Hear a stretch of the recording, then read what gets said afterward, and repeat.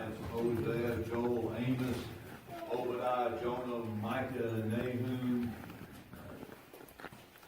Habakkuk, Zephaniah, Haggai. If it's maybe easier to go to Matthew, turn back to Malachi, then to Zechariah, then to Haggai.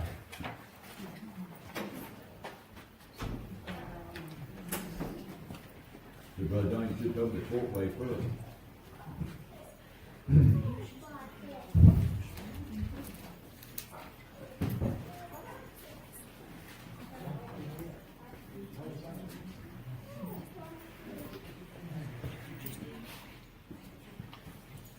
The last one to get there is you'll read now.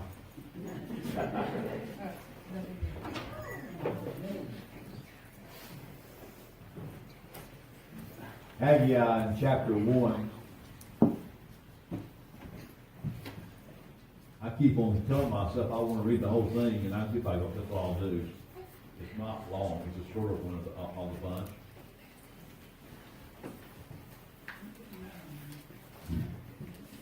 In the second year of Darius, the king, in the 6th month, in the first day of the month, came the word of the Lord by Haggai, the prophet, to Zerubbabel, the son of Shealtiel, governor of Judah, and to Joshua, the son of Josedek, the high priest, saying, Thus speaketh the Lord of hosts, saying, This people say, the time is not come, the time that the Lord's house should be built.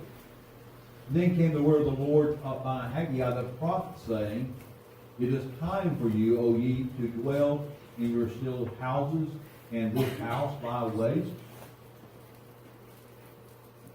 Now therefore, thus saith the Lord of hosts, consider your ways.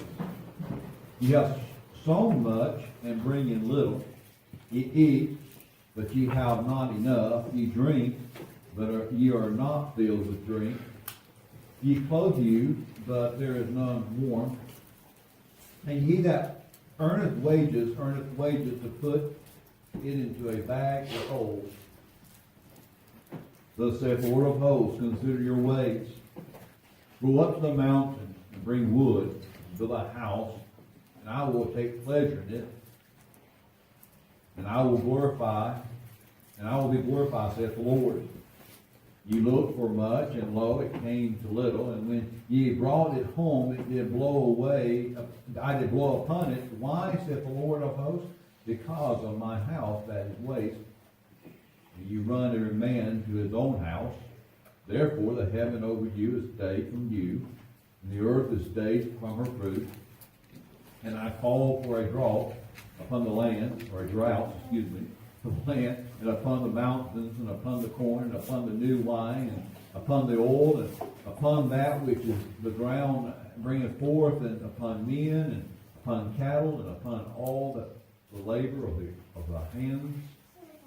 Then Zerubbabel the son of Shealtiel, and Joshua the son of Josedek, the high priest, with the remnant of the people, obey the voice of the Lord, that their God, and the words of Haggai the prophet, as the Lord their God had sent him. And the people did fear before the Lord.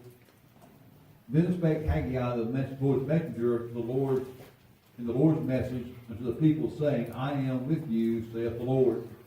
The Lord stirred up the spirit of Zerubbabel, the son of Shealtiel, the governor of Judah, and the spirit of Joshua, the son of Josedek, and the high priest, and the people, and they came and did work in the house of the Lord of hosts, their God, in the 24th day of the 6th month, in the 2nd year of Darius the king.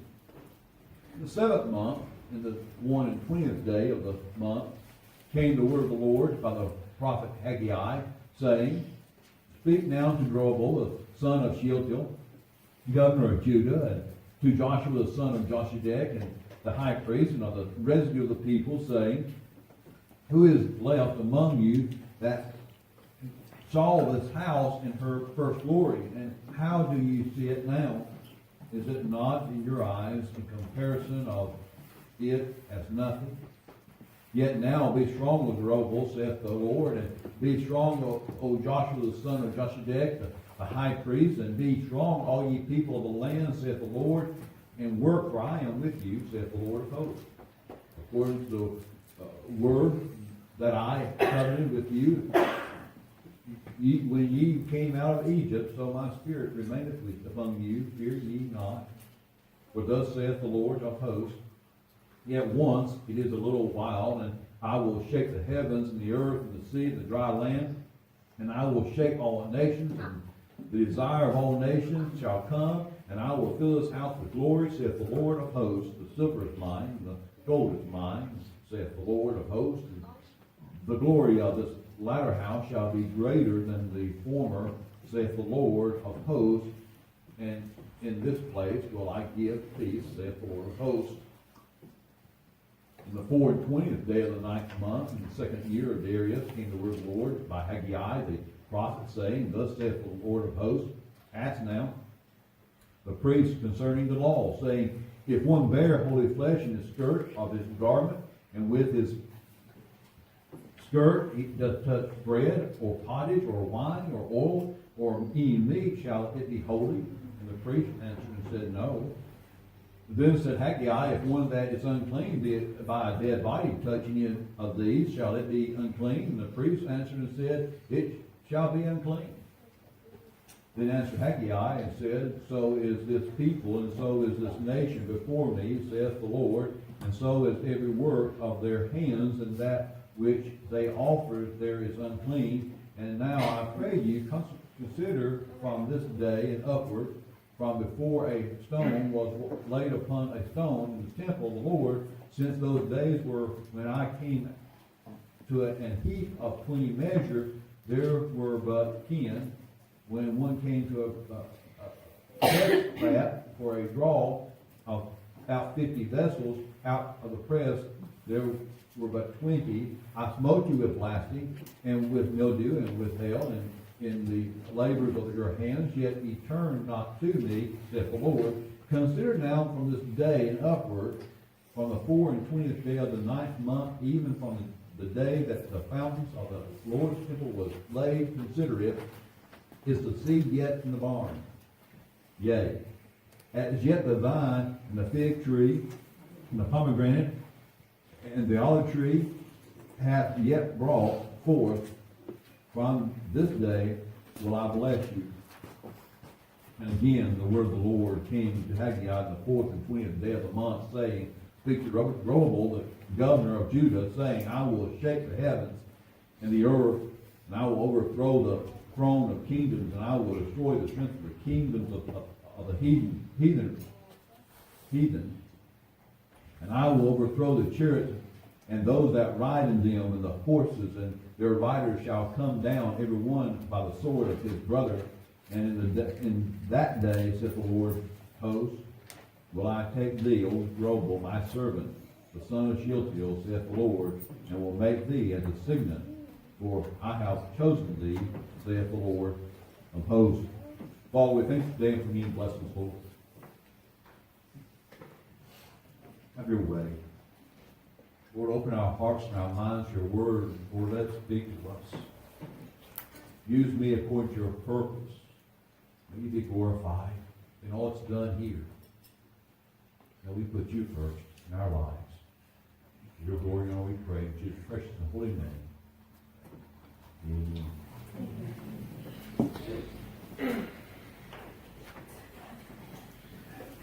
It's not maybe a long one, but it's almost a little bit more than I need to read at one time. Let me give you a little setting, because where we are now in the minor prophets is changed. They're not necessarily in chronological order, but the last three that we are dealing with are, as such, as I understand it, in somewhat chronological order. However, Haggai and Zechariah were contemporaries. Okay, so they were right there together. In fact, if you were to turn to the book of Ezra and read chapter 5 and 6, and I'm not going to do that this morning for you, but I will tell you, what we read this morning will come so much clearer if you do. Okay? Ezra chapter 5 and 6. And Zechariah and Haggai both are mentioned in those two chapters. What has happened, though, is that we have gone past the time when Israel was being brought in judgment, and Assyria came in and took them out, and then they would begin to threaten Judah, and God sent Babylon up to take care of Assyria, and then used Babylon to bring judgment upon Judah and carry them off. And then to bring judgment to Babylon, God brought up the Medo-Persian Empire. And now the Medo-Persian Empire is in control. In the first year of Cyrus, king of the Medo-Persians, Cyrus made a decree that sent the remnant, or translated also a residue in that second chapter. I don't know if you know that, a remnant and a residue, same word, okay? I'd rather call it a remnant than a residue, I think. But anyway, he sends the remnant back to Judah, and there, for the purpose of reestablishing their nation in a sense, but under the authority of the Medo-Persian Empire. Drobel, who is part of the kingly line and is in the Lord's genealogy given in Matthew 1, he is made a governor, not king. He's made governor of the region. And they have gone back and have begun to build up. They built some places to stay. They started building up the wall. And if you recall, that they had a little trouble, and they had a trowel in one hand and a sword in the other, building the wall, because it wasn't going well. Well, time changed a little bit. Things got a little bit better, but some. And what that was some. If I get my mind right, I got it written down up there, but I'm going to go back up and look. But I think it's 18 years prior to this point where Haggai was written is when they went back. The time has passed. Some 15 years before Haggai wrote these words, they had started construction on the temple. Some 10 years before when Haggai wrote these words, they quit construction on the temple. They worked for 5 years and quit. I'll tell you something. The temple of Jeroboam, as I understand it, wasn't a very magnificent temple in comparison to, and it talks about that in chapter 2, in comparison to Solomon's temple. It was some 60 foot wide and some 60 foot tall, and that was it. And I don't know how deep it was. I didn't have any information there that I didn't see, but it wasn't a grandiose, if you will. I think Ezra talks about being 3 cubits wide, 3 cubits tall. It wasn't anything really magnificent as such. It will eventually be torn down, by the way, and Herod will build his own temple. And what we have in the time of Christ is Herod's temple, and it's got some glory about it. So I'm going to tell you something. There's coming a temple, and I'll put all those temples to shame. Okay? So we come to this point. It has been a while since they have worked on the temple. They worked on it for 5 years and quit. It's been 10 years. The Bible says here, if you look at it, and let me find that word.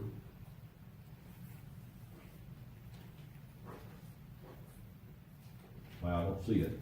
It uses the word sealed, C-E-I-L-D-E-D, and looking right over it, there it is. Is it not time? Verse 4. Is it time for you, O ye, to dwell in your sealed houses, and this house lie waste? An astute person looks at that word sealed, and they think immediately sealing. You know what I'm saying? But understand this: the word there doesn't really mean that they put a ceiling in their house. It's talking about this. This is, if I may get a little facetious a little bit. What's happened is the ladies have started up having home interior parties. Okay, and they're going from house to house with home interior parties, and they're buying this junk or stuff and bringing it home. And they're getting home, and the husbands look at what they brought, and they said, "Honey, wouldn't this look good on this wall?" And the husband looks at it and says, "You know, if I had 8 sheets of A/B interior grade quarter-inch plywood, maybe an oak. Wouldn't that be good? And I put on that wall, and then bought me some 1x3 and kind of trimmed it out with some 1x3 and kind of sectioned it off a little bit. And then go get me some of that new Minwax Cedars of Lebanon stain and put across it. And then put those things you bought on that wall. That would just look wonderful. You say, Brother John, that's not the text. That's just the way you say. They're making their houses ornate. They're dressing their houses up. They're spending time getting their houses not to where they can live in it, but so that they look fine. God had blessed them as they came into the land, and they were saying, wow, we can do this to the house. And all this time they have quit working on the house of God. The temple is sitting laying waste. It is just sitting there. No one's putting another brick on the wall. No one's doing anything. And that's the atmosphere in which Haggai begins to come to them in. You're working on your houses, but the house of the Lord, he says, is lying waste. And he said in verse 2, he said, the people said, the time has not come. The time that the Lord's house should be built. It's not time for us to do that yet. It's not time for us to do that yet, he says. And God then goes on and tells them, listen, have you noticed that you're planting lots of seed? You're not harvesting much stuff? Have you noticed that you're drinking, but you're not getting satisfied? Have you noticed that you're putting on these clothes and you're not being warm? Have you noticed that something's missing? That I'm not blessed? Have you noticed I'm not blessing, okay? Have you noticed that I'm withholding the due? Have you noticed that you're not receiving the blessing? You're not getting it, he says. Now I want you to understand something. This remnant of people who came out of Babylon through the decree of Cyrus, the first king of the Medo-Persian Empire, in his first year of reign, these people were believers and followers of God. It wasn't that they had become worshippers of Baal and Molech. They would just let things get whacked. They would just weren't thinking about the things that they should have. They just weren't moving on. They just stopped. They got satisfied and happy where they were.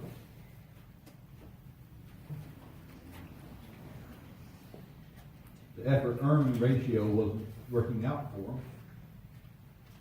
He gives them a remedy, and there in verses 7 and 8, that said, the Lord God of hosts, consider your ways. That's one of the things that we're told that by a lot of people that we really should do.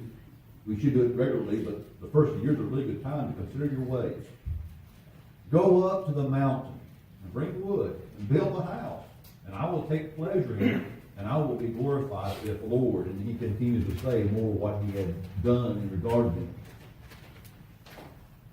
The thing is that when Haggai gave the prophecy, Zerubbabel and Joshua and the remnant of people responded. They began to build a house of the Lord. By the way, when you try doing anything for God, there's always resistance. And you don't see it written here in the book of Haggai, but in the book of Ezra, chapter 5 and 6, you find that there was a governor from across the river and another governor from this side of the river. And these two governors and some friends of theirs came and said, who told you to build this temple? By what authority are you building a temple? And guess what happened? They said, well, this is even the reason why we came. Cyrus, the king of the Medo-Persians, in his first year, and if you'll search the record, you'll find, no doubt, a roll. And by the way, they still find rolls from the Babylon and Medo-Persian empires, and what they were basically cylinders a rock they had carved on. And you'll find a roll.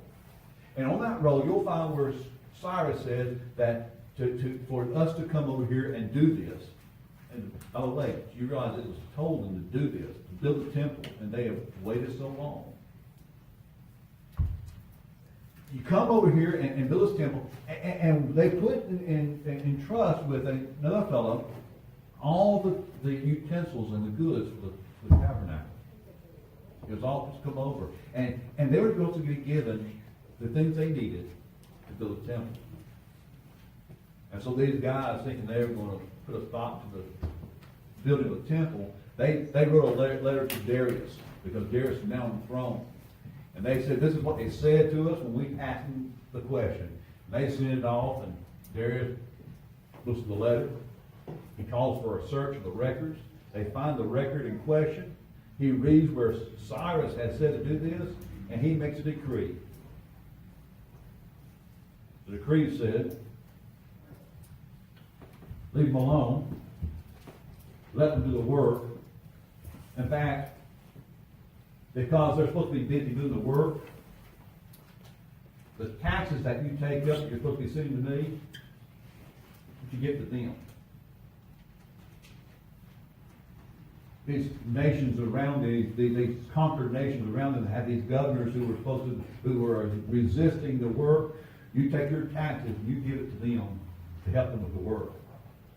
Also, they're going to need offerings. Sheep and goats and cattle. They're going to need some offerings to offer and some other things, because they're going to be busy building, not planting and harvesting. I want you to send them the things they need for food.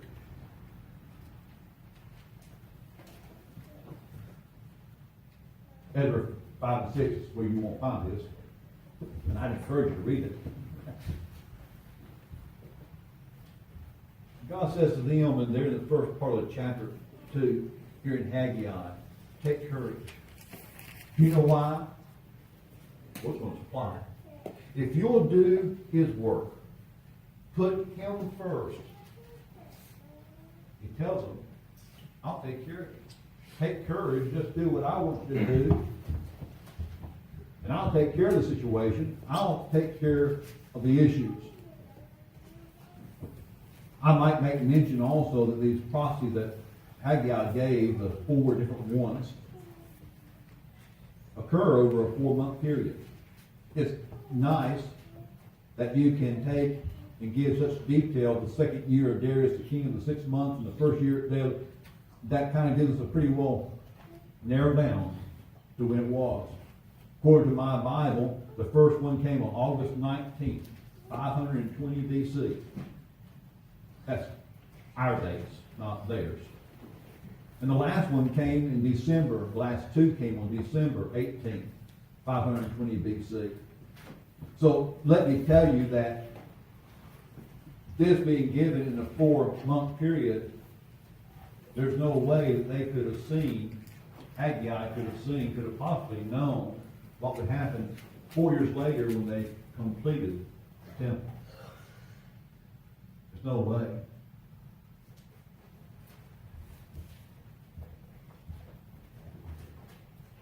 But they're told to take courage. I'll notice something else in verse 3, and I think sometimes we forget. I do. You may not. Verse 3, he says, who is left among you, in verse chapter 2, that saw this house in her first glory? And how do you see it now? Is it not in your eyes in comparison of it as nothing?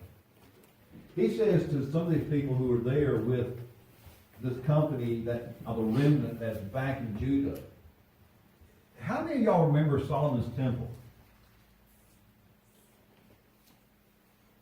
I sometimes get in my mind that the captivity of Babylon and everything was a large expense of time. That's just the way I think. We know that Daniel goes over with one of the groups that's carried out of Judah and to Babylon, and he becomes eventually an advisor to Nebuchadnezzar and to Belshazzar and so forth in the Babylonian Empire. And when the Medo-Persians come in, guess who else he starts advising? Cyrus and Darius. And I forget sometimes. Do you know what that means, that all this happens in his lifespan? And there are people that came as remnant from Medo-Persia into Israel who were working on the temple, who remember Solomon's temple. And as they look at this temple, and they think about Solomon's temple, it don't compare. It don't compare. It's just not the same. Something's not. He says, take courage. Take courage. Verse 4, he comes, well, verse 5, I think it is. According as the word that I covenanted with you when ye came out of Egypt, so my spirit remaineth among you, fear ye not. Verse 6, for thus saith the Lord of hosts, yet once it is a little while, and I will shake the heavens and the earth and the sea and the small dry land. I will shake all nations. There is, by the way, pointing to what God does in regard to supplying their needs, but there's also pointing to something future here. And he'll get to it in a minute. But then he comes into chapter 10. Chapter 10, verse 10, chapter 2. And he asks the priests about their conditions. At the end of the 4 years it takes to build the temple back up, Zerubbabel and Joshua and Haggai and Zechariah and Ezra, they have the priest to go through the process again, like what they did with Moses. You know, like what we talked about on Wednesday nights, where they sanctified, they consecrated the priest, like Aaron and his sons. They did that again. And they began to do the offerings again.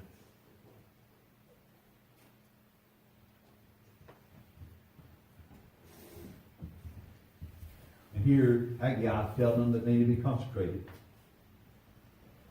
He says in verse 17, I smote you with blasting.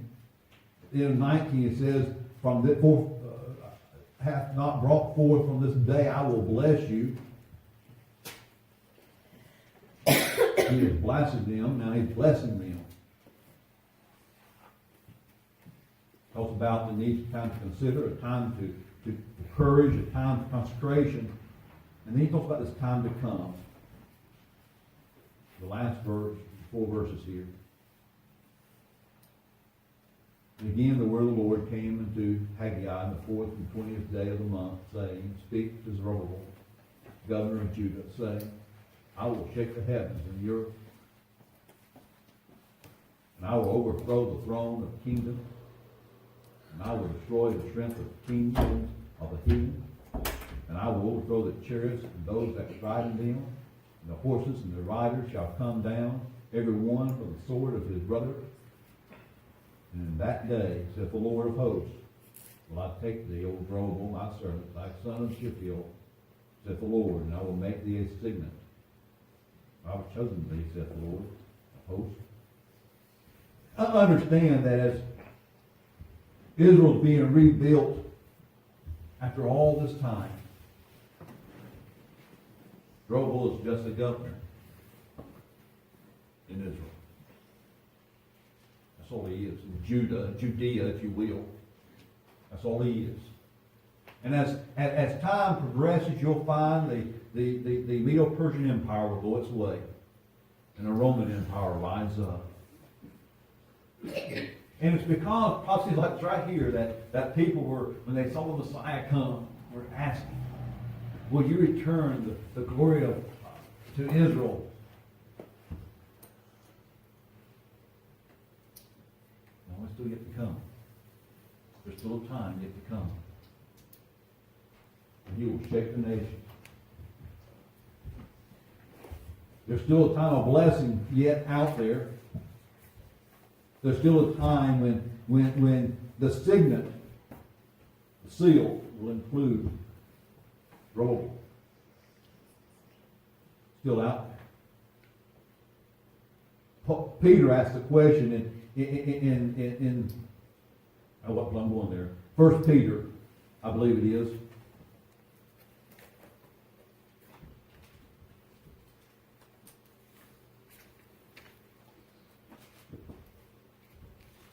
I have so many things on Bible like this. I think it's chapter 2. Check that verse. 2 Peter.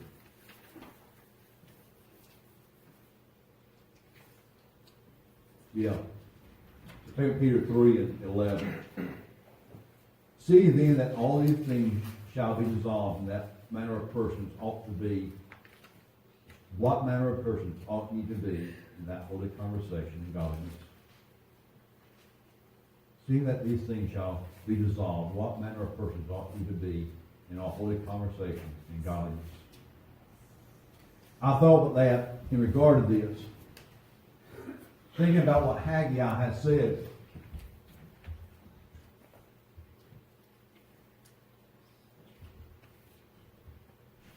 I thought of 4 questions. Because Haggai was telling them, you need to consider your situation. How are things in your life? Do you think God's blessing you? Maybe we need to consider our situation. Maybe we need to consider things. Maybe we need to look at things.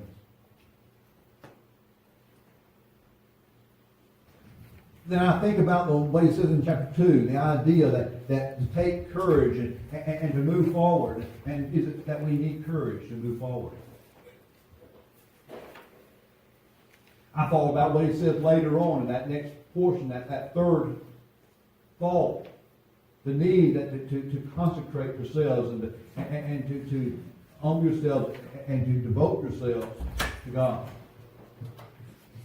Maybe there's some consecration that needs to take place in our lives. Then he reminds them of the time to come. See, so often we can get focused on the here and now. We can get depressed. We can get focused on the situations around us here, the lives that we're living here, and we can get drunk down. We can see how dealing with people around us, just like they were dealing with them around them. How it pulls down the work. Maybe we need to get our eyes in the future, what God wants to do, will do, be. Not be so focused on the troubles of here and now.